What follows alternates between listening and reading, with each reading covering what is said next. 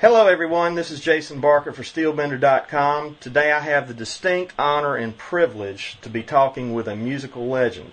Despite his string of classic hit songs and sold-out show date tours, he is somehow overlooked by many in the music world as a true pioneer in the country and western genres.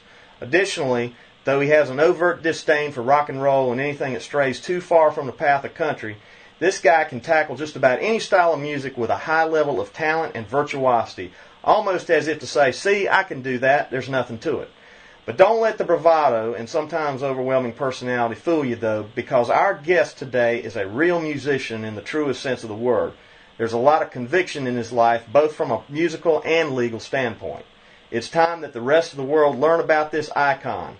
Today we welcome none other than the king himself, Unknown Hinson, who is kindly taking time out of his busy schedule to grant an exclusive interview for the SteelBender.com audience. Unknown, thank you so much for joining us today. I know you are fiercely preparing for an upcoming tour in addition to other projects that consume a lot of your time. Our readers and listeners do appreciate it. Thank you, Jason. It's good to be here, Hoss. Great, I appreciate it. Without further ado, let's talk a little bit about the legend that you are. In your own words, who is Unknown Hinson? I'm the king of country western troubadours. I'm every woman's dream and every jealous husband's nightmare. And I can take care of a jealous husband in a heartbeat, and I don't leave no damn mess neither. Well, can you give us a few details about your parents, your siblings, and your general upbringing? Yeah. You got a minute? I do. It's all yours. I was born an only child. I mean, I ain't got no brothers and sisters, you know. And I was named after my daddy. Yeah. It's right there on my birth certificate. Mama, Miss Hinson, Daddy, Unknown. I swear it is. I got it right here in the filing cabinet. Anyhow, I lived at home with my mama till I was about 12. And then one day she disappeared all mysterious-like. And I got scared as hell, so I run away from home. And I stumbled and joined up with a little old six-truck carnival that run around the deep south, playing county fairs and whatnot. And I growed up in that carnival. Yeah. I worked in a tent show there on the Midway, doing various and sundry tasks for the patrons. And when I become a young man in my 20s, well, this is where it gets a little on the dark side. For a reason unbeknownst to me, I was set up and framed for various charges, unjustly tried and convicted. And I was sentenced to 30 damn years in the joint. Well, you spent, as you just said, at least 30 years of your life as an incarcerated individual. Yeah. What are some of the offenses you've been charged with, and what kind of impact did that have on your musical development? I mean, I would think if I was put in the joint that long, there's got to be a sense of urgency on your part to make up for lost time and give everything you got to your career right now. Yeah, I mean, I've done 30 years. I've done it my charged up self. Them charges they put up against me, them's all lies, though. Every damn one of them's lies. Murder 1, 3 times. Armed robbery twice. Let's see, 19 paternity suits. Grand larceny, assault with a deadly weapon 28 damn times. Spouse abuse. Now, there's one. Hell, I ain't never even been married. I mean, what's that all about? Plus, there was about 50-odd traffic violations, including DWI, reckless driving, speeding, expired plates. I mean, hell, I ain't never had no driver's license.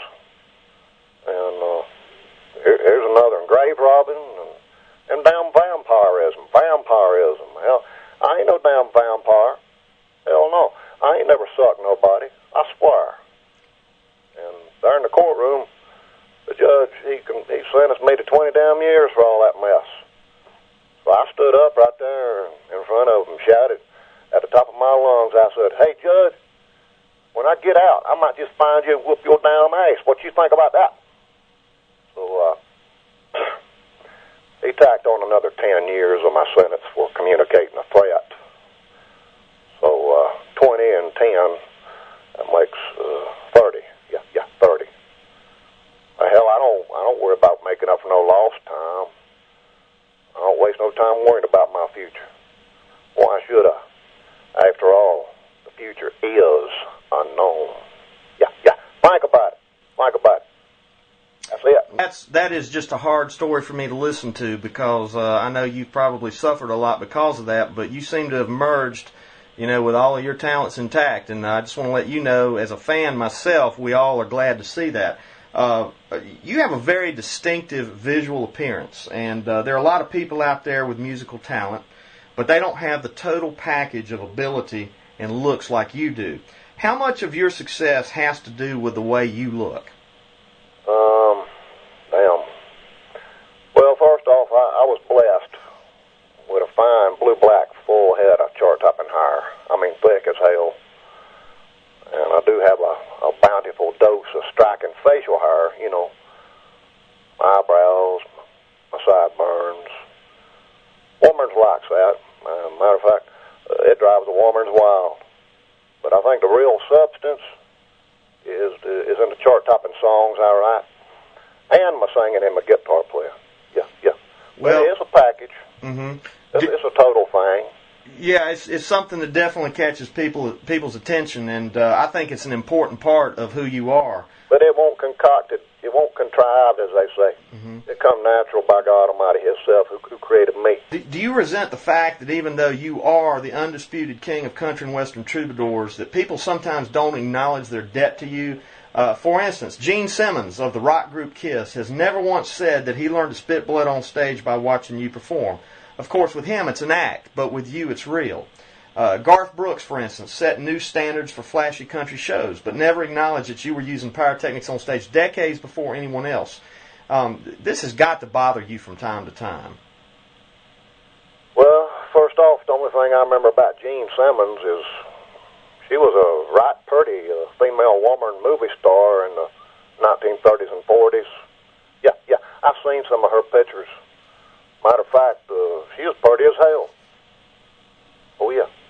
And as far as me bleeding from about the mouth on stage, all right, it's coming out. I'll tell you.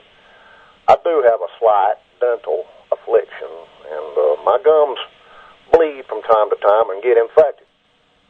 But I have found, on my own accord, by my own division, that taking a drink of party liquor will help to soothe my chart-topping gums, And alcohol is a damn good antiseptic. But that bleeding about my mouth when I'm on stage, it ain't no gimmick, hell no. There ain't no gimmick to it. As far as them candy-ass new country stars are coming out of Nashville, hell, they ain't nothing but a bunch of steroid-eating pretty boys and black cowboy hats and tight-ass jeans with $900 cowboy boots with a little old McDonald's microphone strapped around their chin as they go a tushy-pushing across the stage while their damn drummer flies up in the air and spins around. Hell, that ain't country western. Hell, that's biscuits and lion tamers. But it don't bother me none that them some bitches don't give me no credit. I mean, hell, I've been shooting my 38 piece on stage ever since I got out of the joint. And that was way, way before them little American Idol bastards was ever born. And the same goes for the new female woman country singers. Hell, they ain't nothing but a bunch of Barbie doll-faced skeletons with big titties. They can't even sing. You know what they do? They pantomime. The whole time they doing them little silly-ass dance routines. That ain't country western music. No.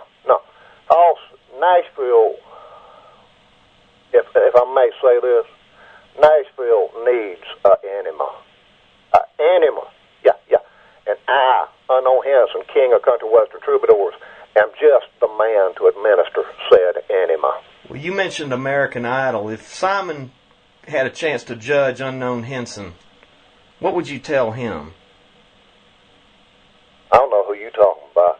All right. Who the hell's Simon? Forget that question, because I don't even know who I'm talking about either. Let's move onward here. I know you are working on a movie right now. Many have said that with your hair and eyebrows, you should have been making movies a lot sooner. Yeah. I should have been. I can't argue with that. But, I mean, damn. I was in solitary for over a quarter century, Hoss. I mean, what the hell? There ain't no talent scouts in prison, Speaking of your movie, though, can you give us a preview of what to expect and when it will be released? And also, do you think that you can sustain the type of film career that other musicians such as Elvis Presley had?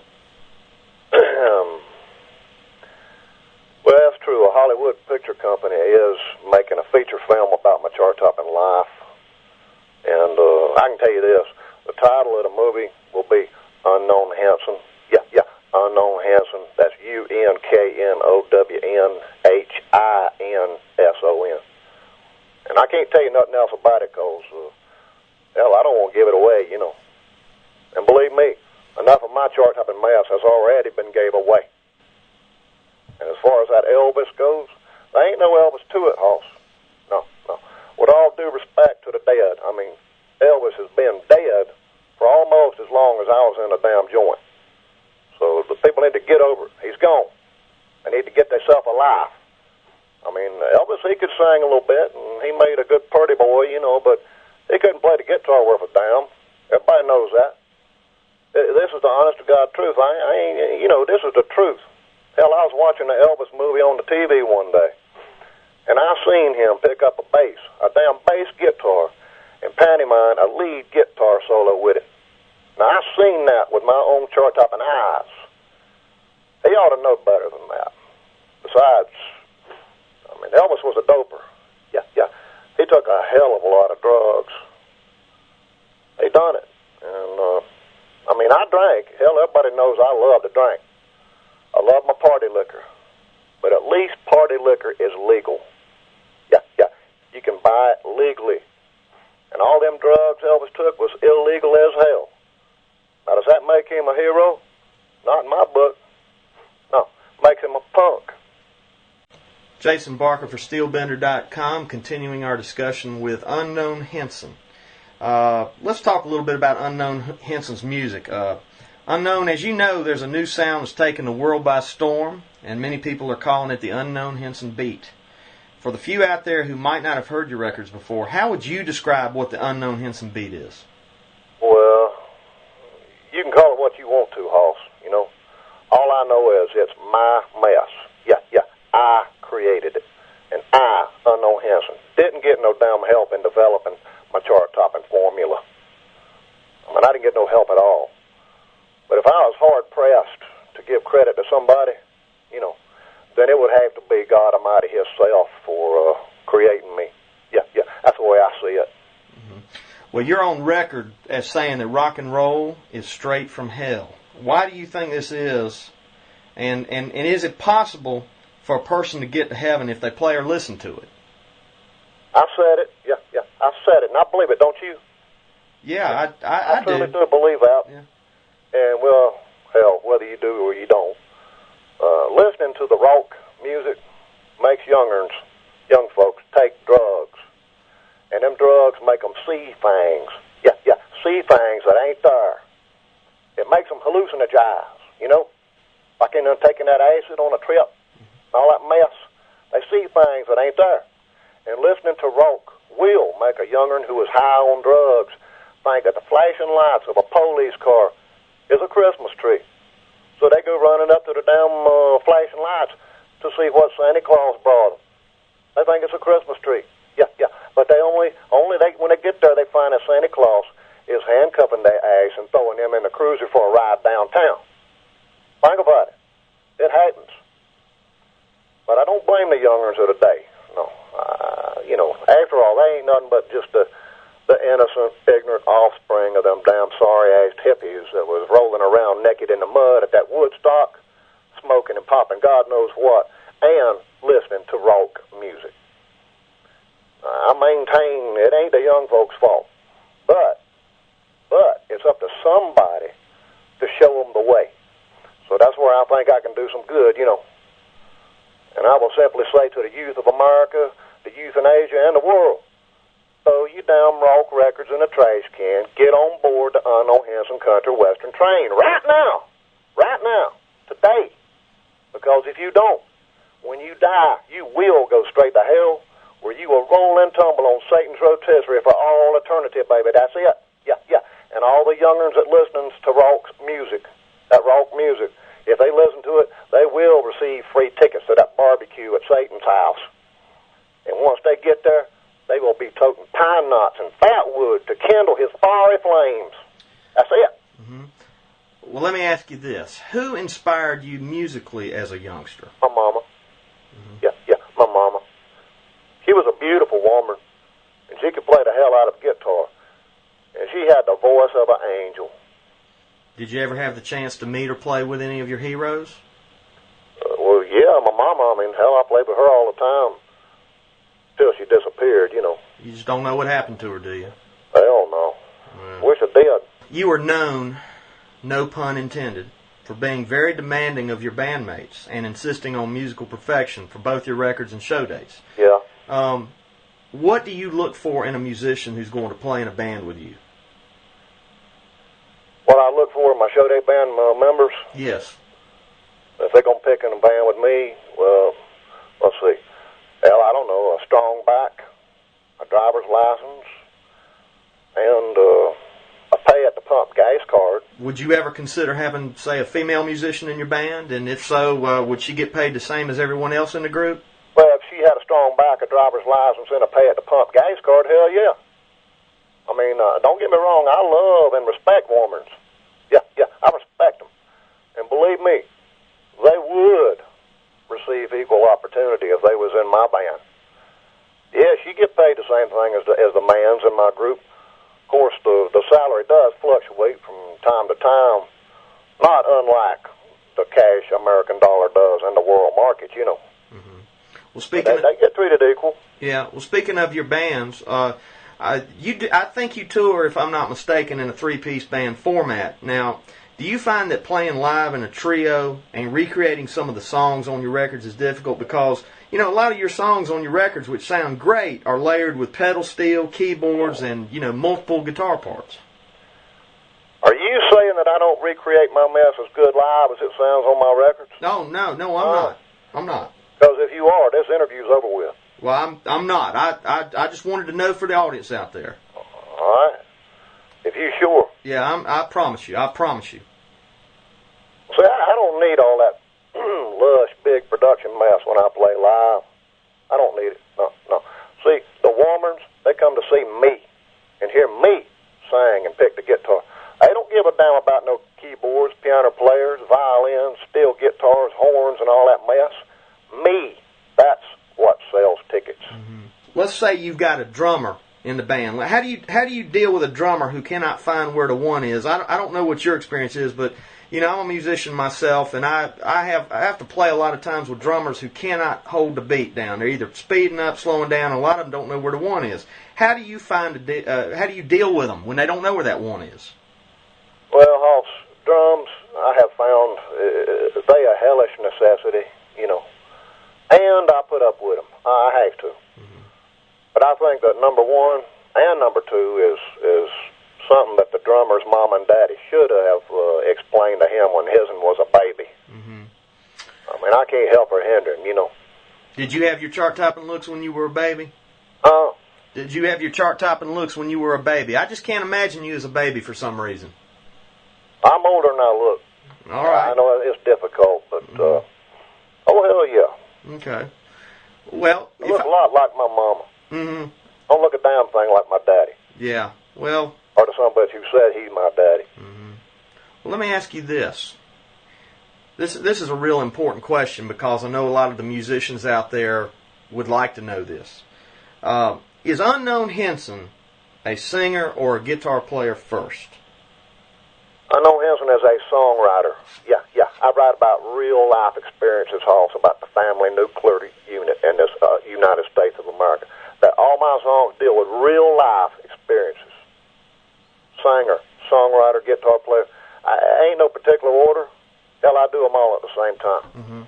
It ain't no problem. Well, you do them very well, if I may say so myself. Thank you. Your vocal style, let's talk about that for a second here.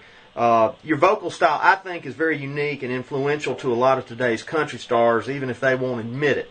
Now, you have said in the past that your job lifting 25-pound weights with your tongue at the carnivals you used to work at, which you've spoken about, it helped to make you a much stronger singer.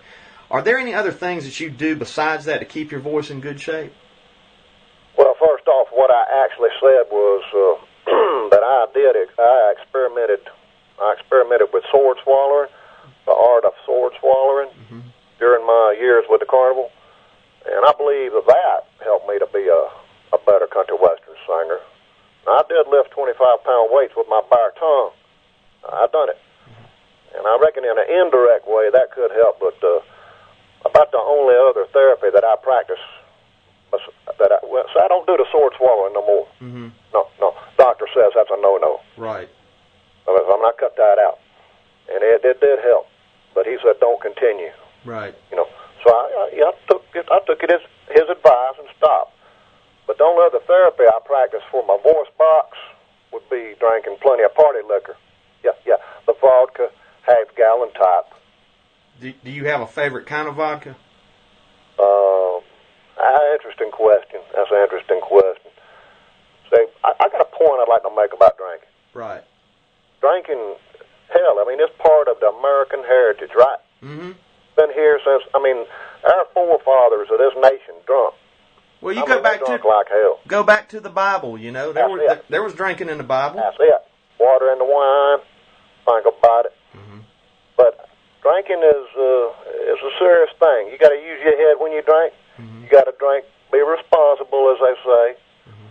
And my advice about drinking is, hell, don't buy the expensive mess, because the effect is just as damn good with the cheap stuff. Mm-hmm. Use your head when you drink. Mm-hmm. Don't buy the high-dollar party liquor. You're probably an aristocrat man. Yeah. All right. That works. All right. Aristocrat, pop off. You've taken some time off the road recently, and you'll be playing some concerts in a few weeks. And I know because I'm going to come down to one of them. I can't wait to see you. The fans are getting restless to see you back in action. How much rehearsal time do you put in with the band to whip everything back into shape so as you don't disappoint your fans? Hoss, we don't never rehearse, practice, whatever you want to call it. We don't do that mess.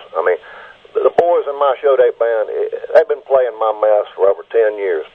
If they ain't whooped it into shape by now, hell, they ain't never going to have it whooped into shape. What's the point? Another aspect of your stage show that really catches the fans' attention are the clothes that you wear on stage. And I think they're some of the most unique ones in the business myself. Can you tell our audience a little bit about them and how many suits you currently own? Yeah. My show date clothes, my fans love to see them, especially the Warmers. My show day clothes, they represent money, success. And all my suits, my beautiful suits, they was all designed and built by Tootie of Hollywood. Tootie built all my show day clothes till he died, mysterious-like, around 2 years ago. Mm-hmm. But luckily, I was in Hollywood at the time of his death, and I was able to attend his funeral. I'm thankful for that. Mm-hmm. But Tootie, he was a genius. Tootie was a genius and a good fella. People did say he was a homo, but he never bothered me none. But he built me 12 suits in all. A dozen suits. And I still got 11 of them. But one of them was damaged, way beyond repair. One night when an old gal throwed up on me in the motel room. Trust me, it was not worth saving, We're now going to hear a cut from Unknown Hinson. This is a live cut, actually, with him and his band called Lingerie. And Unknown, would you like to introduce this song for us? Oh, yeah. Be glad to. This song here, Lingerie, is wrote from a chart-topping wealth of creativity. It's directed toward women who wants to please their mans, but they ain't got no damn clue as to how to do it. And the words are self-explanatory, as they say. All you got to do is put on the lingerie, and it'll be all right. Everything will be okay. Put on the lingerie, baby. That's it.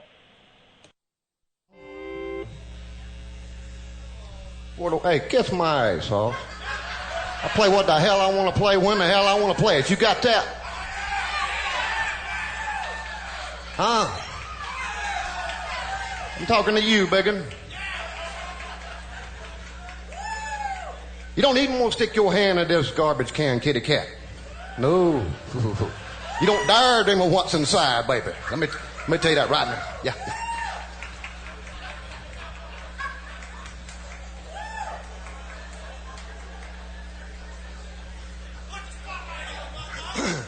Brand new from the king.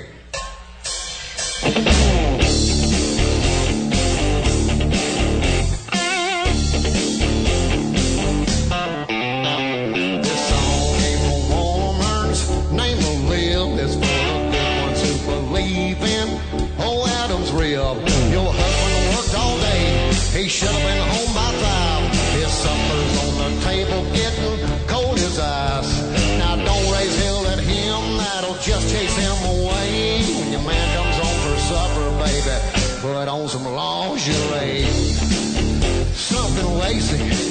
He'll say that meatloaf is mighty tasty. A man don't wanna hear a woman whine. The way to his heart is through his eyes. Remember that light travels faster than sound. If something looks sexy, he'll hang around. Is there something you wanna ask him, something you wanna say, and he just looks away? Put on some lingerie and ask again. Bring out the big guns, then he'll give in. Lingerie, lingerie. If he's hanging out at the hoochie coochie bar every day and you don't want him to stray, put on some lingerie and don't say nothing. That'll put him in the mood for some loving. Put it on.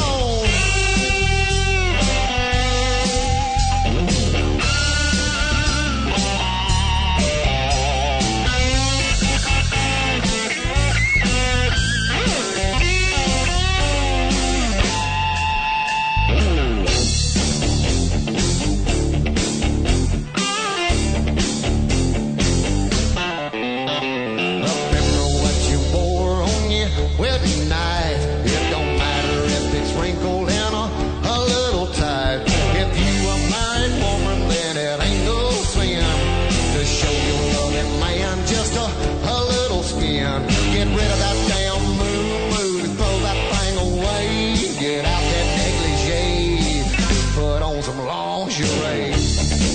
You have that man down on his knees, eating out of your hand. Little see-through nightgown, yeah, one of them teddies. Little Vicky's Secret, old Hollywood Freddy's. Put it on, put it on. Let's go. Wanna save your marriage? Give him a show. Put on some lingerie. Put on some lingerie. Put it on, put it on. Yeah. Put it on, put it on.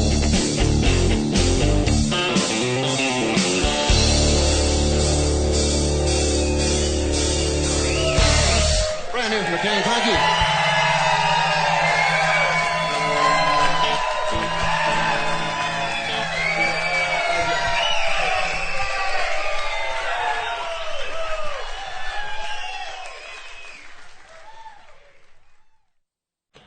Jason Barker for SteelBender.com. I'm in the midst of a conversation with Unknown Hinson. Unknown, let's talk about tone and the guitar side of Unknown Hinson. You are quite a skilled axeman, and I personally think this is often overlooked simply because of your other chart-topping attributes, if I may borrow that term. How old were you when you got your first guitar, and what kind was it? Well, first off, Jason, I want to thank you for your kind words, really. And I hope, for your sake, that you ain't a-sucking up to me. Well, I'm moderately scared right now, but I'm not. I promise you, I'm not sucking up to you. I really believe it. I really do. I wouldn't go to all this trouble for that. Anyhow, you seem like a nice fella. You ain't pissed me off so far, so. Well, I'm doing my best, sir. But anyhow, I was 5-year-old when my mama showed me the G chord on the guitar. Mm-hmm. The G chord, like G as in go. Mm-hmm. You know. And she shoved that guitar into my hands and said, "Listen, boy, look here. If you want to play this damn thing, you'll figure it out." That's what she told me. So I done it. I figured it out. And then when I was good enough, I reckon, you know, when my mama thought I was good enough, she gave me her guitar, her personal guitar. Mm-hmm. And it was a 1922 Gibson arch-top holler body with F holes. And her mom and daddy worked long and hard as hell in the cotton mill to buy her that guitar when she was a girl. Mm-hmm. And I cherished it. I really did. Mm-hmm. Like an heirloom, you know. Did they get out of that mill with all their fingers intact? Oh, yeah. Because, you know, I've met people who worked in those old mills. I even had old family members, generations back, and finger injuries are real common. And when you're a guitar player, you got to take care of your hands. Well, my grandpa and grandma was the head golfers in that department. They held a record. They met the quota more than any other employee for 5 years. Then they started getting older and they had to get out. But anyhow, I loved that guitar. I appreciated it. And but here's where it gets a little bit on the dark side, which my life often does. Yeah, it's inevitable. One night, anyhow, that son of a bitch you claimed to be my daddy, that drunk, no account, he come around to our house one night, drunk as hell. Yeah, he was drunk.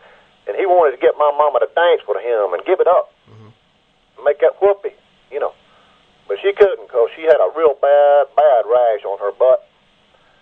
So, hell, he got mad and he flew into a rage and picked up my mama's guitar and busted it over her head. Busted that guitar over my mama's head. I mean, he could have killed her,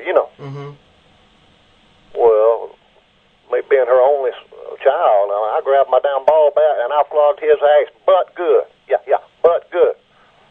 And then when Mama come around, when she woke up, he was unconscious there for a while, But when she come to, me and her dragged his ass down to the creek, and he floated on downstream to the next town. Yeah, that's the last we seen of his no good ass. Well, and the guitar. Yeah, that's again. I definitely recognize you have had a pretty adventuresome life, and you've had to overcome some obstacles. Being an artist is hell. Yeah, and I think it comes out in your music too. I think it's easy for anybody to hear that your past comes out in your music, and I appreciate you for being able to bare your soul like you do. Now, let's talk about this. At what point in your life did you realize that you had the talent to become one of the greatest musicians of our time? And no, I'm not kissing up to you there. I truly believe that. Where and what was that moment like when you knew you were a really good guitarist? I realized what it took for me to be one of the greats. I mean, I realized I had the goods to be one of the greats when my mama told me that I did. I believe my mama. I think everybody ought to believe their mama, It was a beautiful spring day, and we were sitting on a blanket in the woods having ourselves a picnic, me and my mama. And I played the guitar and sung a little song that I had wrote for her. Yeah. And when I finished, my mama busted out crying, tears of joy, streaming down from her beautiful face. I mean, I felt like crying too, but I didn't. Hell no. Because I know she would have slapped the hell out of me. Yeah, she would have. Mama was really into the big boys don't cry thing, She was really into that. If you would not mind, I'd like to go back just a second about, you talk about the dark days. We've already said you were incarcerated for about 30 years of your life. When you were in the joint, did you have access to the records of other people? And I'm not talking about the personal records or private information. I mean, did you get to listen to what was going on in the world of music while you were put away? Hell no. No. Hoss, you're forgetting that I was in solitary for most of my 30-year sentence. Solitary. I mean, I was in the dark with nothing but a shirt and a pair of pants and a cheap-ass guitar with 4 little old strings. Like the first 3 of the guitar, like a tenor guitar. Didn't even have no 6th string. And so I had no damn idea that the world of music was going straight to hell outside of the prison walls. No, I couldn't hear nothing. But in order to preserve my chart-topping sanity, I stayed focused on 3 things. 3 things. Writing my chart-topping country western hit songs, singing, and playing the guitar.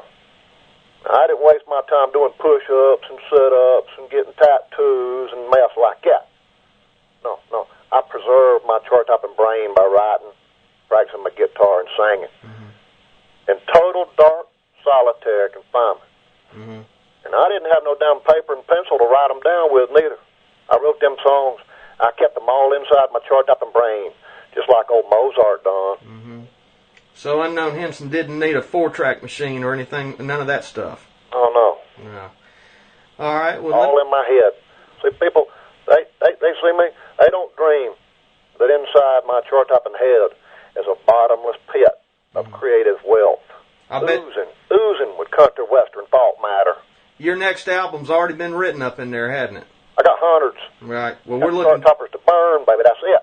Well, we're looking forward to the next album you do, which we'll talk about in a little while.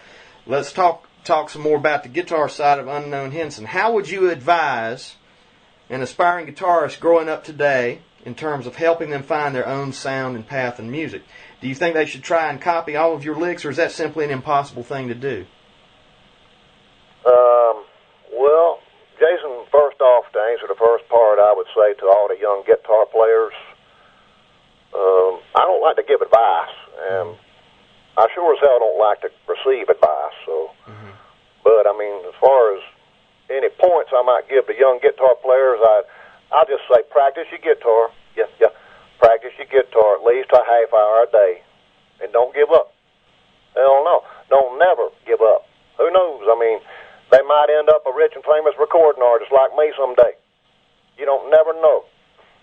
And if your parents won't let you play the guitar, then tell them to go to hell. I mean, it's your life, right? If you want to ruin it, it's your damn business. And most of all, be original. Hell, don't copy my mess. Don't copy nobody else's mess. My mess has already been done by me.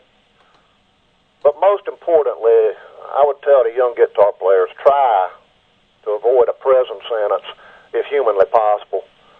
Because if you're making records, your record sales will, and believe me, your record sales will drop off if you go into the joint for 30 years like I done. It's a fact. Has anyone ever told you that your guitar is too loud on stage? And if so, what's the best way to deal with something like that, especially if firearms are not readily available? Ain't nobody never told me that, Hoss. You telling me that? Oh no! I mean, I haven't even heard you play live yet. I mean, I got your tapes and your records and everything, but if you are telling me my guitar is too loud on stage, this damn interview's over with. No, I'm not. All right, let me rephrase it. Let's just say the sound man. Let's blame it on the sound man, because we know that those are the guys who really mess up a show routinely. If a sound man comes up to you and tells you that your guitar is too loud on stage, what do you do about that? Well, those sound mans, they usually the hippie types. They smoking that mess instead of flipping them knobs like I ought to be. Yeah. Ain't paying attention. They're up there trying to score a woman or two. They ain't even watching what's going on the stage. They don't give a damn. Sound man ain't nothing but a frustrated want to be on stage some bitch. I mean, there ain't nothing to being a sound man. But if somebody was to say, hey, Unknown, turn that damn guitar down. There's ways of dealing with it. I mean, besides firearms, I mean, a microphone stand or a cymbal stand comes to mind, or even your guitar. Hell yeah, the guitar can prove to be quite handy in that type of situation. Right. Like that fella that plays guitar for them Who. He used a guitar like a baseball bat and knocked that hippie sumbitch off the stage that jumped up in the middle of his show. Think about it. Yeah. Going to listen now to a song from Unknown Hinson called I Make Faces When I Make Love. And King, if I may say so myself, I absolutely love the guitar work in this song right now. And, how about this song? What does this mean to you? Well, I realize married couples, even couples living in sin, every now and then, the activity in the bedroom gets a little bit boring, a little bit boring. Ain't nothing happening. And it's like I say, I maintain again, all my songs is about real life experiences. And I make faces when I make love. Hell, that's just something I do. And women likes it. They like it. Yeah. They don't never know what they're going to see or hear. And it's a complimentary thing to a woman. It's like, baby, I'm doing more, than working you over. I'm entertaining you at the same time. I'm giving you honest American entertainment value right here. I mean, hell, I do voices too. I do faces, voices. I do acrobatics. It's all for the woman. I do it all for the womans. They love it.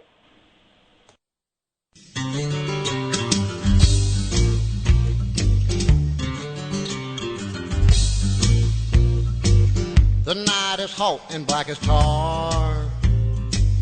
Let's let your husband wonder where you are, baby. Now I don't mean to scare you none. Sometimes being scared can be fun. You took a chance of running with me.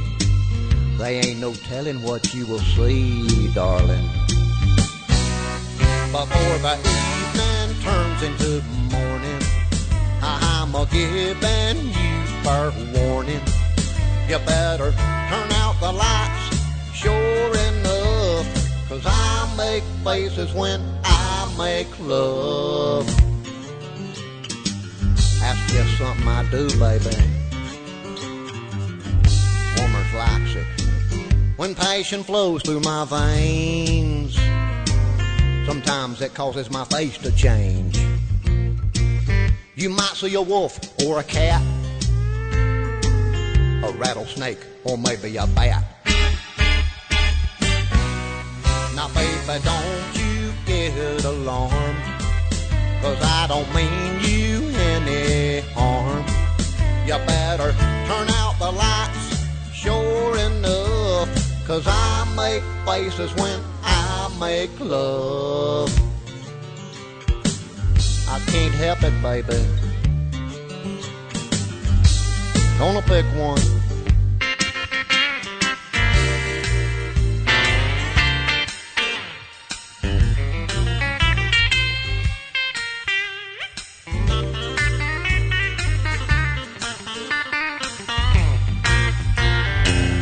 Woman's likes what I do.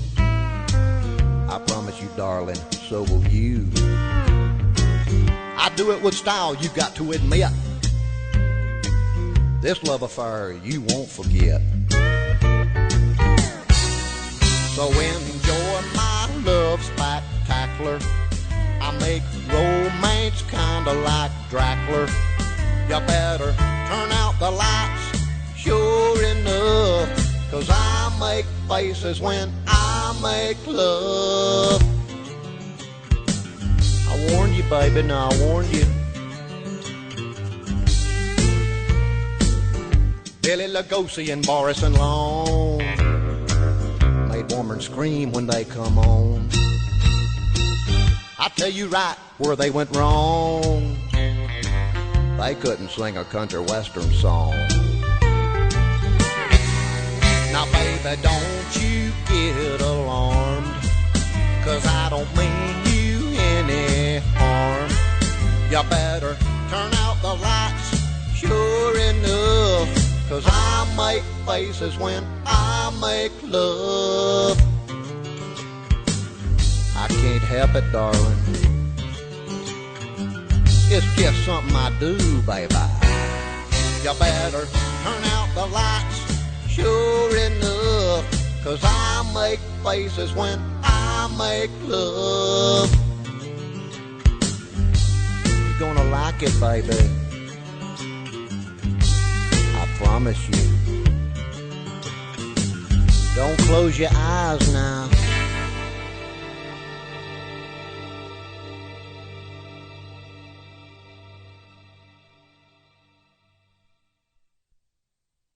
I get mail from time to time asking how to get that unknown Hinson guitar sound, and while I'm sure a lot of it is a gift and it's in the hands of the player, certainly equipment has something to do with it. I mean, what kind of acoustic and electric guitars and amps do you like to use, and also do you use effects at all to get your sound?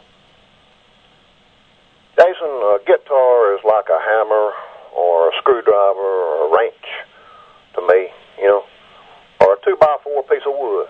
Yeah. In other words, a guitar ain't nothing more than a tool that I use to build something. That's the way I see it. Now, I have seen some mighty fine houses, you know, buildings that was built with cheap-ass tools. And I have seen some crummy-ass houses and buildings that was built with high-dollar tools. You understand? Mm-hmm. But my point is, it ain't the guitar. It's the guitar player. I mean, I'm serious. Mm-hmm. I'm serious. If you buy a high-dollar guitar, that don't mean you will be able to play worth a damn. It don't mean mean you're going to be worth a damn on the guitar. If you spend $25,000 on a damn guitar, that don't mean you're going to be able to play no better. And don't let no punk salesman in a music store tell you that you will. You know. Mm-hmm. But fortunately, these days, I do have the luxury of playing fine, high-dollar guitars and amplifiers. Mm-hmm. You know, and I use Gibson electric and acoustic guitars, and I use them Vox amplifiers. Mm-hmm. They English-made. Mm-hmm. And people give me a mess about that and say, well, if you're going to play country western, you need to play this or you need to play that in order to get that twang sound.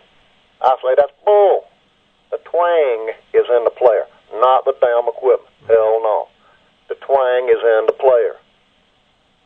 And, you know, like I said, I use whatever tools happen to be available. I just prefer the Gibson guitars and the Vox amplifiers. Mm-hmm. And I ain't going to argue about it. I mean, I ain't going to argue about it. And as far as guitar strings, I use them Everly strings. Mm-hmm. Yeah. Exclusively. Mm-hmm. I mean, they're the best damn guitar strings I ever used in my chart top in life. Mm-hmm. And I ain't going to argue about that neither. No. And my guitars, all of them, they rest comfortably and safely inside them coffin case guitar cases. The coffin case guitar cases are well built, they sturdy, and beautiful as hell. Plus, besides, I have a lot of fun taking pictures of some of my show day groupie women trying to lay down inside them pretty coffin cases. Yeah, it's a wonderful thing. Jason Barker here for SteelBender.com, talking to Unknown Hinson. Unknown celebrities are often targets for people trying to cash in on their fame. I hate to lend credence to gossip by even discussing it, but because there's a rumor out there that seems to be gaining steam, I'd really be remiss if I didn't address this. So I hope you won't get too offended if I ask you this question. But apparently someone found a journal that belonged to the late pedal steel guitar master Tater Sims, who you know is pretty well known. You fatally shot him during a studio session. This person who's planning to release the contents of this wants to put it in an unauthorized biography. And I don't know, do you have any comments about that? Tater Sims, all right, Tater Sims was a bad weed growing in my chart-topping country western garden. Yeah, a bad, wild, punk weed. And all I done was pull his ass out by the roots, so to speak. Just like any gardener would do, you know. And as far as some bitch making this into a book, I say, give me the name of that person. Yeah, tell me where they live. All right, I'll tell you what I do. When we stop this interview, I'm going to give you the name of the guy, and he doesn't know it yet, but I know you're playing the old Double Door down in Charlotte, I think on April the 2nd with your band. That's it. I'm going to bring him down to you, and he's not going to know that that's why I'm bringing him down there, and I'll make sure you know who it is, and you can deal with that then. And like I said, when we stop this interview, I will let you know. I just don't want everybody out there knowing, because they might try to get a hold of him first. Yeah. And I think you deserve that privilege. In this journal, Tater reportedly spoke of his time in your band, and he made a few disturbing accusations. In fact, they absolutely shocked me. Number one, he said that you drink light beer. Number two, you secretly recorded a disco album back in the late 1970s. He also, and again, I emphasize this is just hearsay, he said that, quote, Unknown Hinson, on more than one occasion, held doors open for ladies entering restaurants, and even asked for permission to wash the dishes for one of his show date queens after a gig in Gastonia, North Carolina, end quote. Can you either confirm or deny these rather strong statements? I just can't really have a hard time believing that they're true. Lies. Every damn one of them lies. Look. Tater Sims was an ignorant punk, all right? And he had his own agenda. Yeah, he did. And I deny every damn bit of it. Do you believe these damn rumors? No. You believe them? No. Because if you do, this damn interview is over. No, I said they shocked me. I mean, that's why I said that, because I didn't want you to think that I believe them. I mean, it's all hearsay and everything, and I just wanted to give you, being the king, a chance to personally All lies. refute them. Every damn one of them lies. All right, I appreciate you making that clear for the audience. And I'm sorry, on a side note, I'm real sorry that you have to go through all that, because I know it distracts from you, having to fulfill your mission in life. You just a bearer of bad news, Hall said. It won't your fault, but it gets all over me. I hear you. It raises my chart top and downer. I hear you. Well, thank you. This is the SteelBender.com interview with Unknown Hinson. I'm Jason Barker. And now we're going to move on to a little game of word association with Unknown. We'll call this the lightning round. And Unknown, what I'd like for you to do here is give a quick and brief response when you hear these following words. In other words, it's kind of like that $10,000 pyramid. Yeah, but I never did like that Dick Clark guy too much. I always thought he was a lot older than he looked. Yeah. You know what they say about mans with the name Dick? What's that? Think about it. All right. Well, I just can't believe anybody would, in good conscience, would name their children Dick. But anyway. Well, I mean, people say, well, what was he? Mm-hmm. He was a dick. Yes, he was. Think about it. Well, let's go on to this word association here. I'm just going to say something, and you give me the first thing off the top of your mind. All right, here we go. Ernest Tubb. Dead. Farron Young. Dead. Porter Wagner. Undead. Jimi Hendrix. Dead. Elvis Presley. Drugs. The Beatles. Drugs. Slim Whitman. Sausage. Martha Stewart. Sexy. Monogrammed bath towels. 1 dozen. Foreign cars. Cheap. France. Hunchback. The 1980s.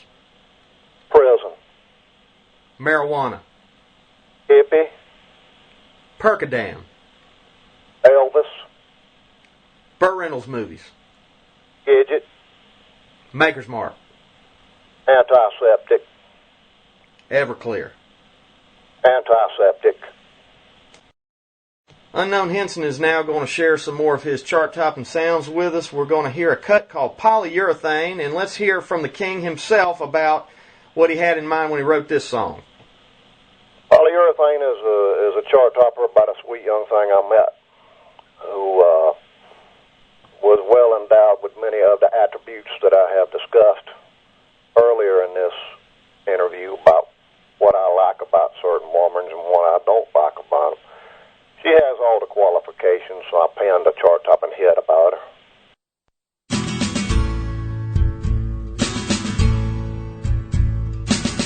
I like the way that you don't talk.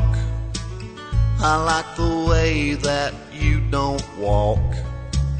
I like the way you do nothing at all. I like the way you don't fuss and squeal. I like the way your skin don't feel. I like the way you just lay there so still. I'm glad I chose to date you. It didn't take long to inflate you. I wish I'd known you long ago. Polyurethane, that's a pretty name. I know you won't play games with my heart. You're adorable and you're portable. Polyurethane, you're everything to me. I like the way your eyes don't blink. I like the way that you don't think. I like the way you look when you're wearing hot pink. I I like the way you don't stare at me. I like the way you don't disagree. I like the way you leave all decisions to me. You're soft and yet resilient. Your colors are so brilliant. It says here you're also waterproof. Polyurethane,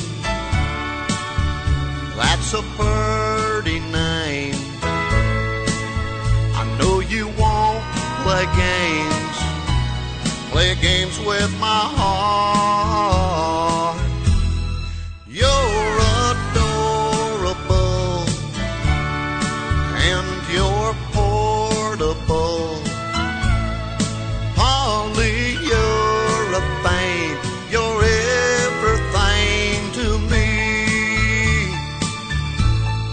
Polyurethane, you're everything to me.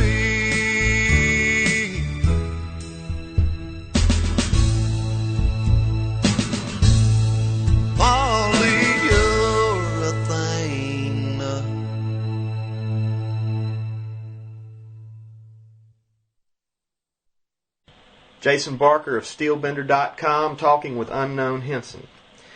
With apologies to the television show The Actor Studio, a philosopher devised a list of 10 questions that can be asked of great men to get a better handle on who they are. Now, since you qualify for this, I'd like to ask you some of these and just give me the best answer that you can. Number 1, what is your favorite word? Let's see. Innocent.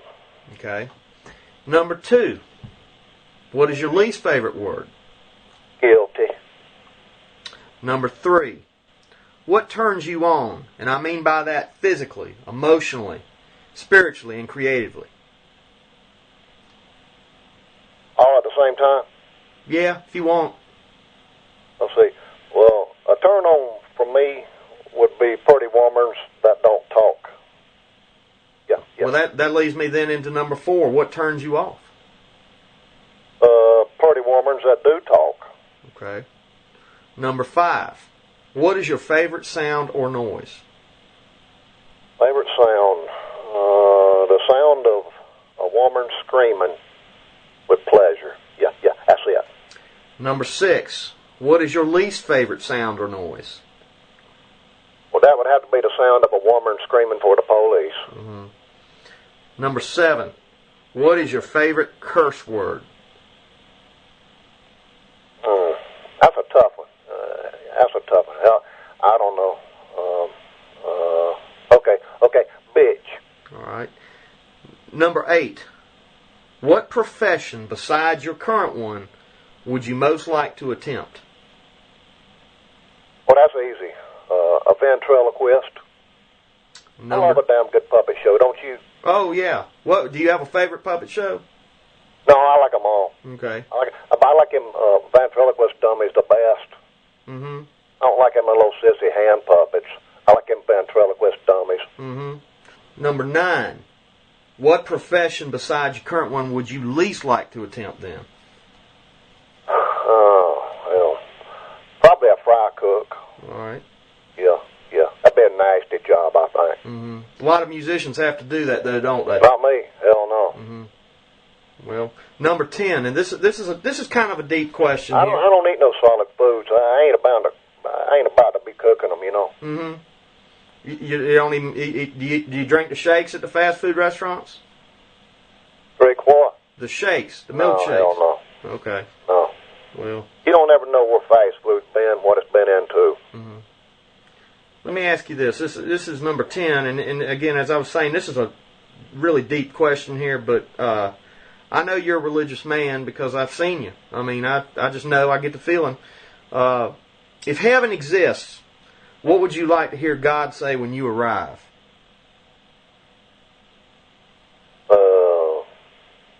Welcome, unknown. Can I fix you a drink? Steelbender.com continues its conversation with the one and only Unknown Hinson.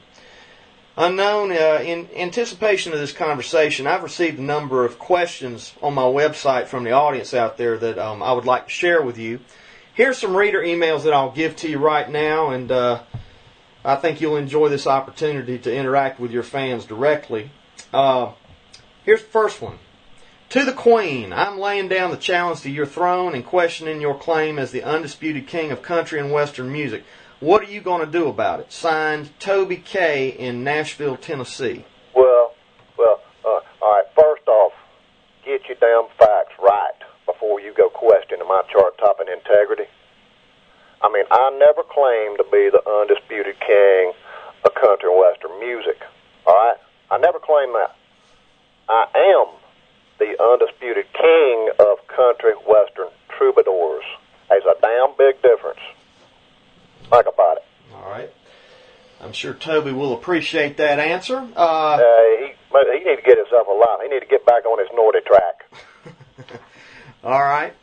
Toby, I hope you hear that out there. Let's now go to the next one. I understand that the king has a hankering for the sounds of tumblers and locks. I've heard that Schlag has a warm, earthy tone, and Weiser is more open and airy. Yeah. Quickset, on the other hand, has a metallic timbre, while M-Tech and Doral have amazing attack followed by full finish. I just want to tell you, Unknown, I don't even know half these brands here, so this guy is obviously into it. So I'm wondering if the king has a preference in his locks. Sincerely, Locke Smith in Lexington, Kentucky. No, I ain't got no special preference. They all real nice, though. All right. I like them all. Okay. Dear Unknown Hinson, my friends come over and drink up all of my party liquor. Is it fair for me to rifle through their pockets and wallets looking for some compensation after they've passed out? Best wishes to you and your show date, Queen. Buford in Macon, Georgia. Well, yeah, I mean, hell yeah. I think it's fair as long as you're rifling through their pockets for, make sure it's money you're looking for in their pockets, you know? Mm-hmm. It don't bother me. I mean, somebody got to pay sometime. All right. So that's fair. Just make sure that you're looking for money in their pockets.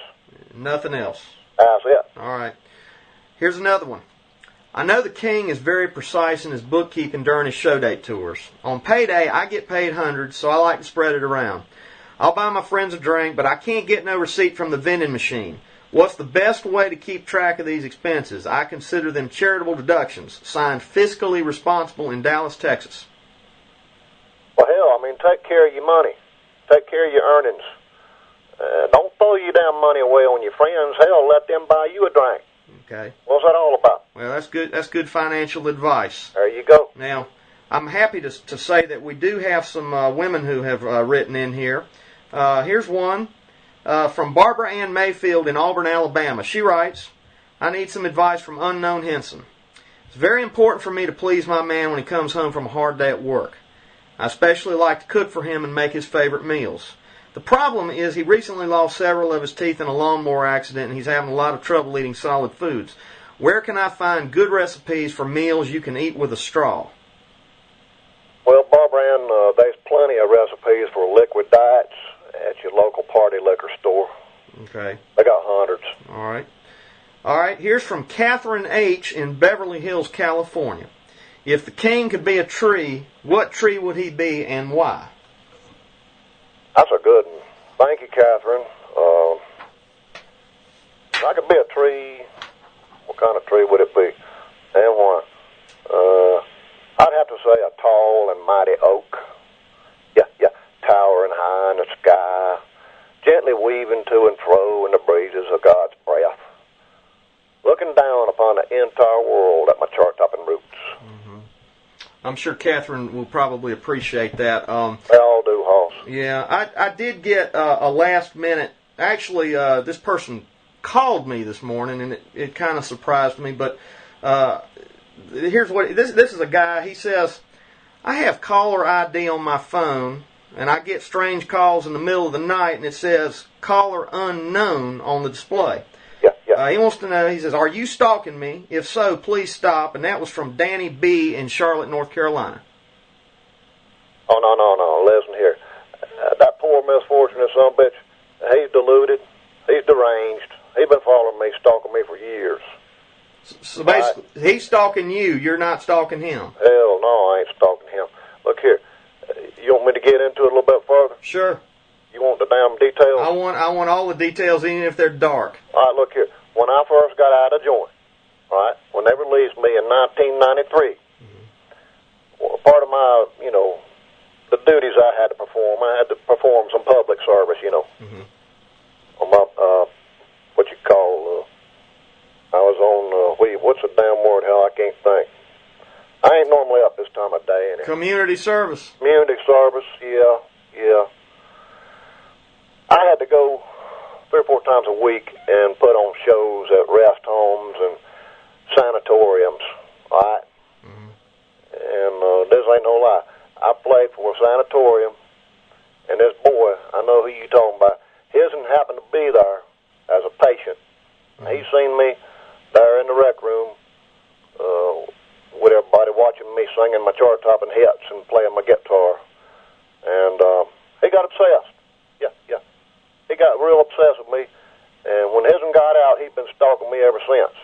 And I can't help him. I can't do nothing for the boy. Right. He need to go on with his life and read his Bible. All right. He ain't getting nothing from me. He ain't getting a damn thing from me. And if he tried to come at me, then I'm going to defend myself. Does he ever come out to your show dates? Oh, hell yeah. He calls my house all the time. He camped out in my front yard before. Had to call the police. And I don't normally call the police for a damn thing.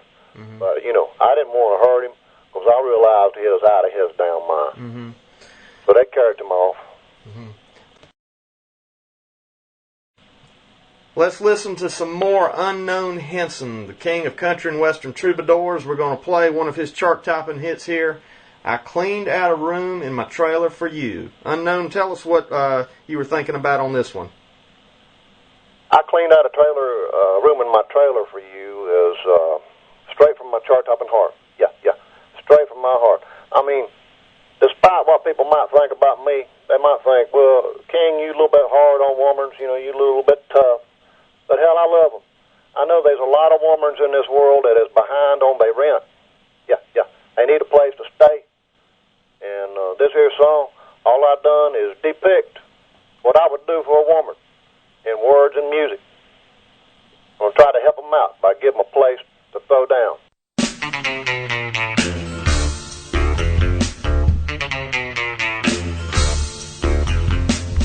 Baby, now don't you look so blue.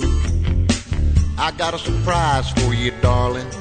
Yeah, you gonna like it too.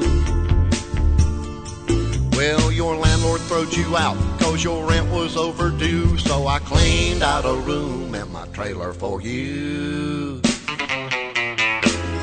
done it, baby. It's got a Honda generator and a sterno stove. And there's a creek out back, darling, where you can take a bath and wash clothes. Well, your Cinderella story is all a-coming true, 'cause I cleaned out a room in my trailer for you. It's a home sweet home where we can raise hell and take a drink, baby, face somebody, be ourselves. We can run around naked without any fear. The law knows better than to come out here. Ain't no one had last time. Gonna pick one.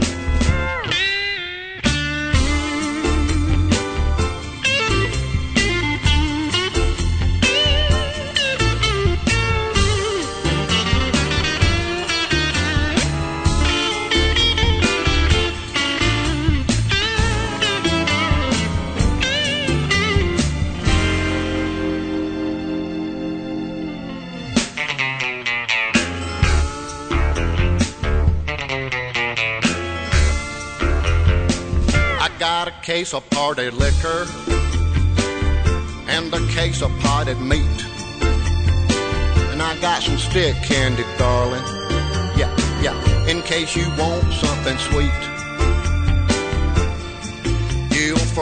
about that doctor that you was married to, 'cause I cleaned out a room in my trailer for you.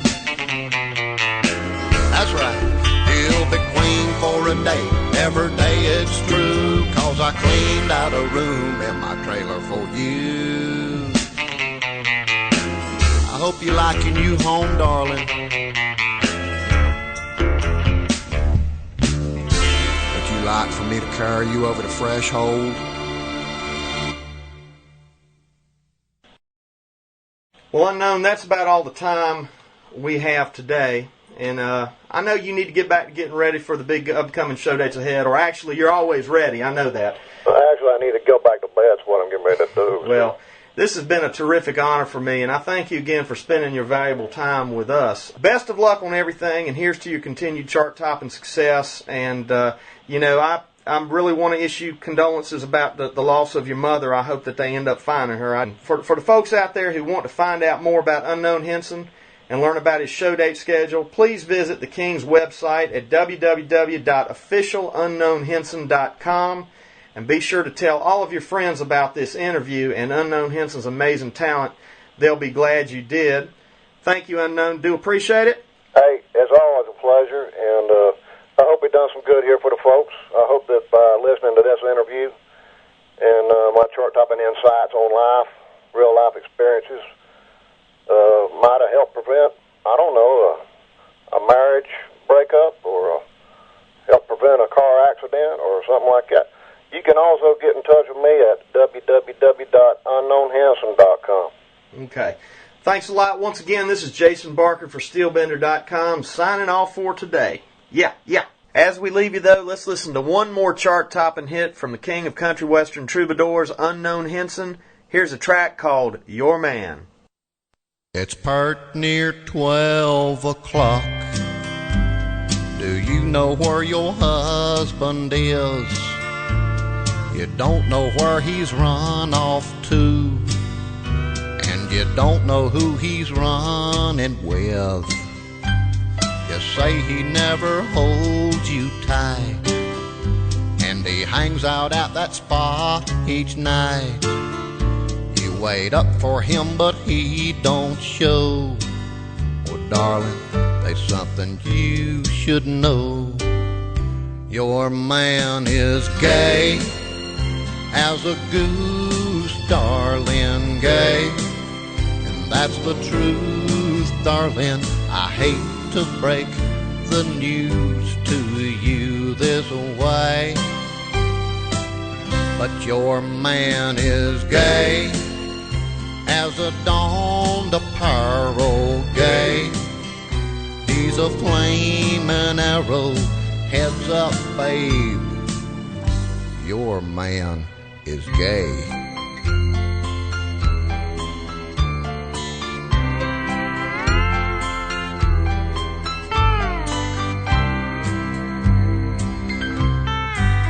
You say he reads a lot of muscle magazines. He likes antiques and French cuisine. Well, darling, don't you know what all this means? He's running low on testosterone. His favorite part of the Super Bowl is the locker room interviews. Well, just add 2 and 2. Hey, darling, this time you got a clue. Your man is gay as a goose, darling, gay. And that's the truth, darling. I hate to break the news to you this way, but your man is gay as a dawned apparel, gay. Yeah, he's a flaming arrow, heads up, babe. That man is gay. Yes, he is. Oh, heads up, babe. Your man is gay.